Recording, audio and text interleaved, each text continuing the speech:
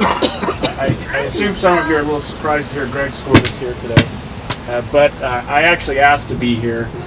Some of you may not recall, but several years ago I worked at the district attorney's office. I worked there for 8 years. And in the 35 years that I practiced law, I can honestly say those were the best 8 years of my life. I loved the people there, I loved the prosecutors there, I loved the investigators there, and I took a great deal of pride in what was happening in that office. And what I learned from my time at the district attorney's office, and what we've seen recently with the exodus of some very, very good lawyers and investigators in that office, and the loss of some significant cases that should never have happened, is that a district attorney needs the respect of his prosecutors. A district attorney needs to be able to tell his prosecutors, I've done that case, I've tried that case, I've stood toe-to-toe with that judge and that defense attorney, and I've won those kind of cases, and I can help you with yours.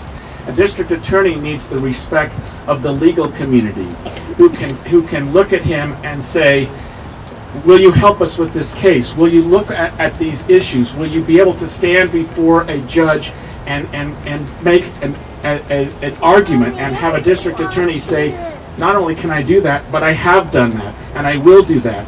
A district attorney who can stand toe-to-toe with the best attorneys in the state and not be afraid, and not seek outside counsel and outside investigators and outside opinions before he stands and makes a decision. A district attorney needs the respect of the judiciary, needs the respect of the judges in this court and all the other courts in this county to be able to say, Your Honor, here's what I feel about this issue. Here's where we're going with this issue. Here's what we're going to do with this issue, whether it's popular or not. A district attorney needs the respect of his police officers. And he needs to be able to say to those police officers, we're going to make a decision on this case notwithstanding the political pressure. We're going to make a decision on this case notwithstanding the public pressure.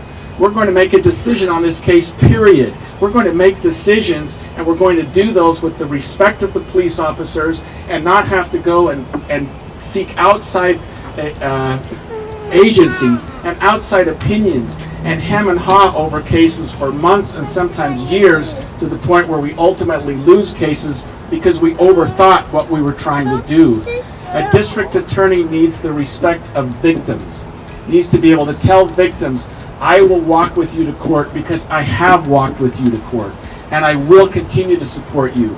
And I've stood before juries, and I've stood before judges, and I've stood toe-to-toe with the best attorneys in the state, and I've won those cases.